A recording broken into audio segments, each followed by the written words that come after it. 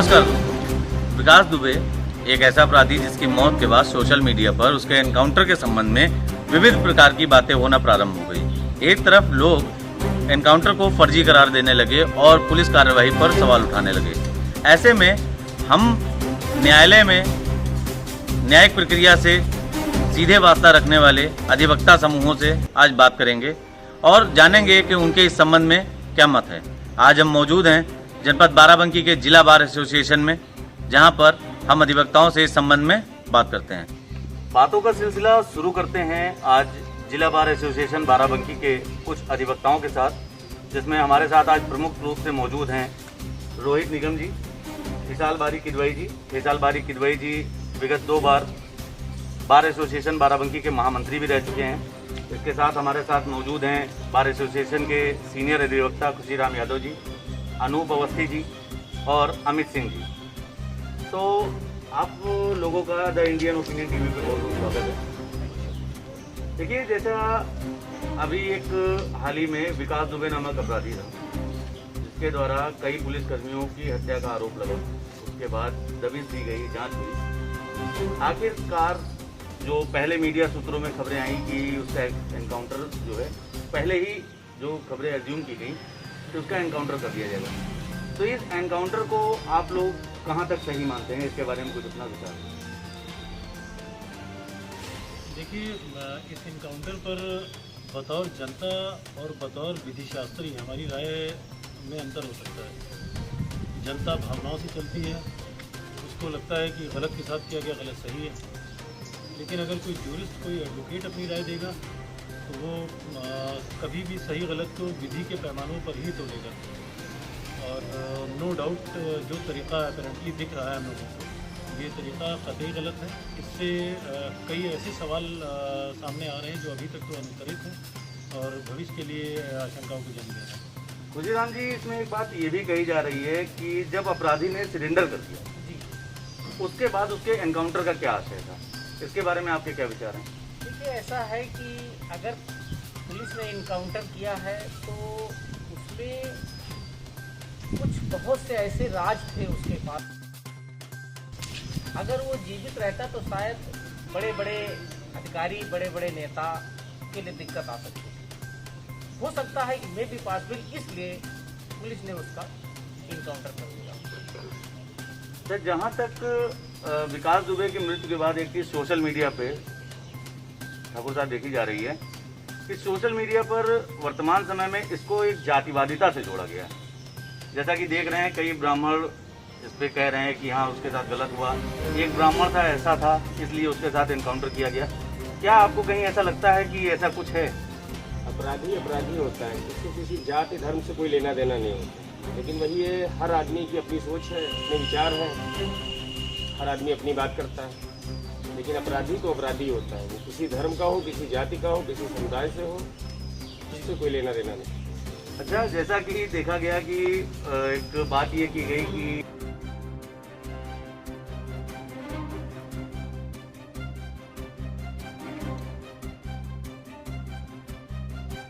रास्ते के माध्यम से उसको लाया जा रहा था। हालांकि पहले ये हुआ कि अपराधी को चार्टर्ड विमान से लाना, लेकिन मेन मौके पर वो प्लान बदलकर उसको रास्ते के माध्यम से लाया गया। इससे पूर्व ही विकास दुबे के एक साथी का एनकाउंटर जिसका हुआ था, उसकी भी गाड़ी पलट गई। आप लोग सोशल मीडिया पर लगातार देख रहे होंगे। विकास दुबे के साथ भी कुछ वैसी ही घटना हुई।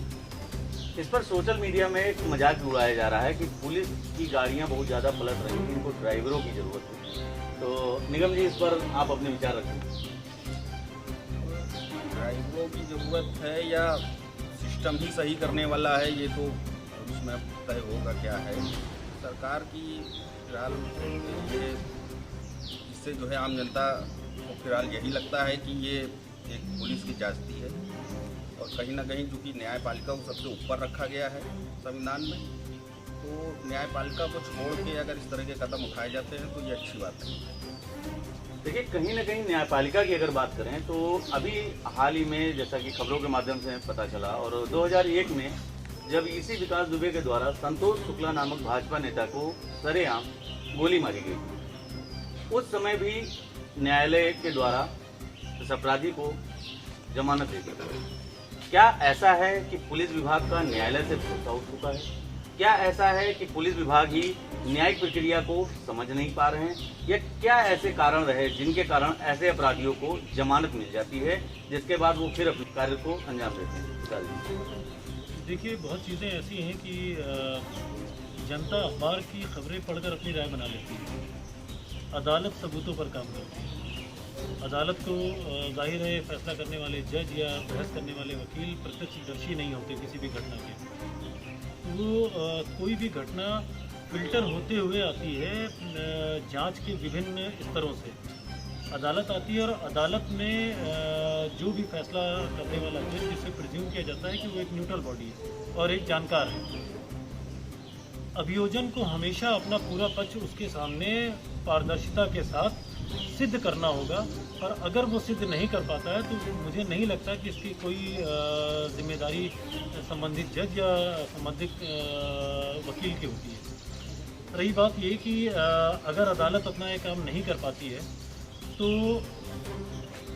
आपसे सिर्फ ये जानना चाहूँगा कि पुलिस की छवि क्या आम जनमानस में बहुत अच्छी है? अगर न्यायपालिका कहीं पर फेल हो रही है अपना काम करने से, कहीं 10-20%, 30% लोग उससे छन के छूट रहे हैं, तो क्या पुलिस को अधिकार दिया जाएगा पुलिस को हथियार देकर एक सुपारी किलर्स का रोल निभाने के लिए?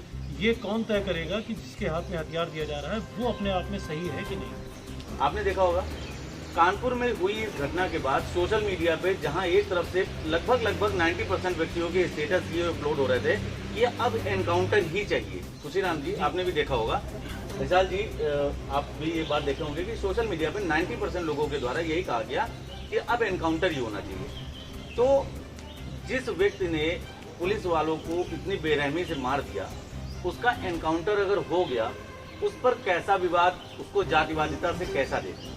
देखिए, जातिवादिता से तो जोड़ना न चाहिए। जातिवाद का कोई मतलब नहीं रहता है भारत ऐसे देश में जहाँ पर सभी जात सभी धर्म के लोग समान रूप से संविधान में सबको अधिकार दिया गया है।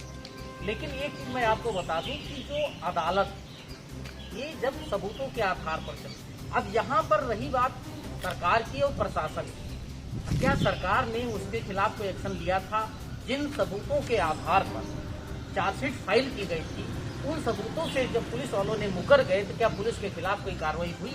नहीं हुई। यहाँ पर इस बात का इन्वेस्टिगेशन होना चाहिए कि अगर पुलिस ने घटना देखी, आईओ को बयान दिया, इन्वेस्टिगेशन अफसर के सामने उन्होंने अपना स्टेटमेंट दिया, उसके बाद अदालत पर मुकर गए, तो किन परिस्थितियों में मुकर गए, किसके भय से मुकर गए, किसके दबाव से मुकर गए या किसी लालच में मुकर गए, इसका इन्वेस्टिगेशन होना चाहिए, उजागर किया जाना चाहिए।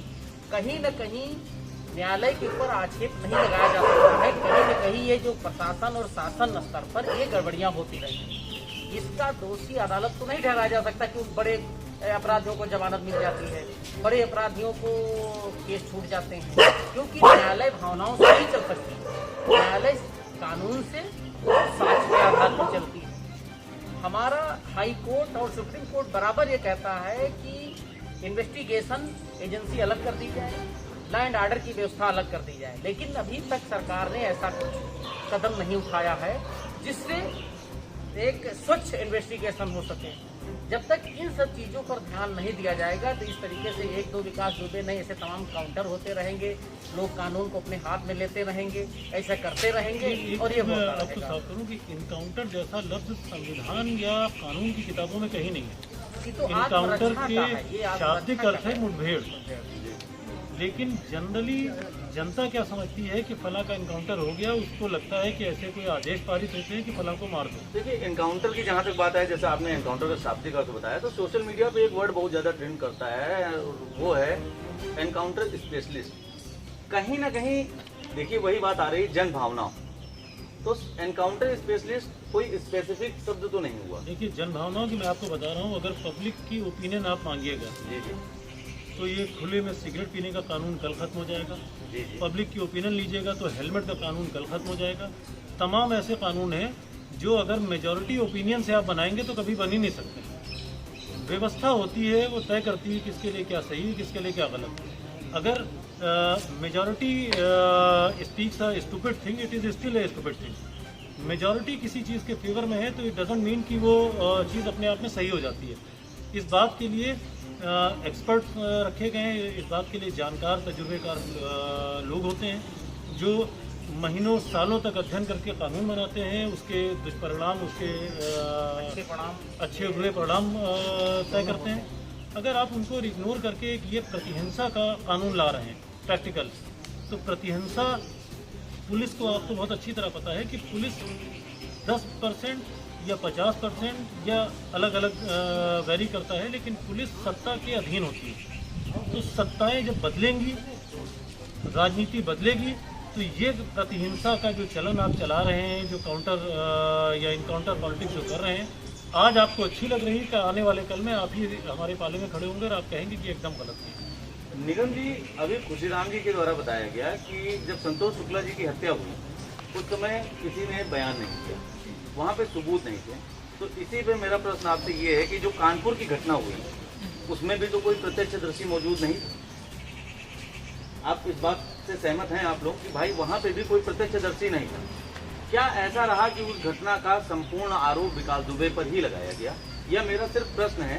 देखिए, ये अभी ये ऐसा यही तो बात हो रही है कि यही तो तय होना था कि वो था नहीं था, किया था।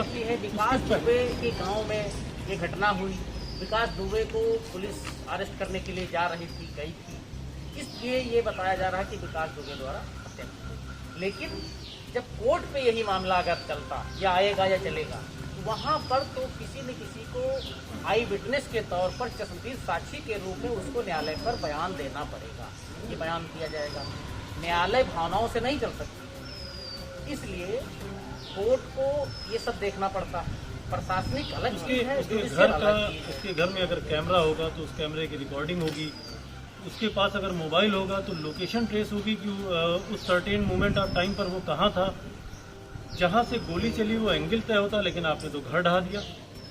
एविडेंस डिस्ट्रॉय करने का धारा 201 का अपराध मुझे तो लग रहा है सिस्टम ने कर दिया। जी, घर ढहाना किस नियम के अधीन आता है या कैसे ये कार्यवाही की गई, इसके बारे में जरा विस्तार पूर्वक। नहीं, अब मुझे माफ़ी मांगनी पड़ेगी। मैं अभी तक मेरे निगाह से ऐसा कोई कानून नहीं गुजरा है, जब मैं पढ़ लूँगा तो ज़रूर बताऊँगा आपको। ये ऐसा है कि मेरे हिसाब से तो अगर घर ढहाने की बात है, ये प्रशासनिक निर्णय लिया गया है, कोई भी जुडिशियल निर्णय नहीं लिया गया। लेकिन ये सबको पता है कि किसी अभियुक्त की गिरफ्तारी के लिए, बड़े मामलों में किसी को घर गिराने के लिए कोर्ट से एनबीडब्ल्यू, आप सुनते होंगे कि पुलिस ने, विवेचक ने न्यायालय से एनबीडब्ल्यू ले लिया। बड़े मामलों में एनबीडब्ल्यू लेने की जो कॉग्निजेबल ऑफेंस है उसमें आवश्यकता नहीं रहती एनबीडब्ल्यू की, लेकिन किसी को घर गिराने के लिए या उसकी बड़ी बिल्डिंगों को तोड़ने के लिए ये तो न्यायालय की अनुमति लेना। मीडिया कर्मियों को बुरा भला कहती है, कहाँ तक उचित है अंत्योष्टि स्थल पे, चाहे वो जैसा व्यक्तित्व हो, ये कहाँ तक उचित है कि अंत्योष्टि स्थल पर जाके जिसका पति मरा हो, हालांकि वो अपराधी रहा हो या जिस किसी भी श्रेणी का रहा हो, लेकिन एक पति पत्नी के रिश्ते में जब पति की मृत्यु हो जाती है तो मुझे लगता है कि पत्नी के ऊपर सबसे बड़ा दुखों का पहाड़ वही टूटता है।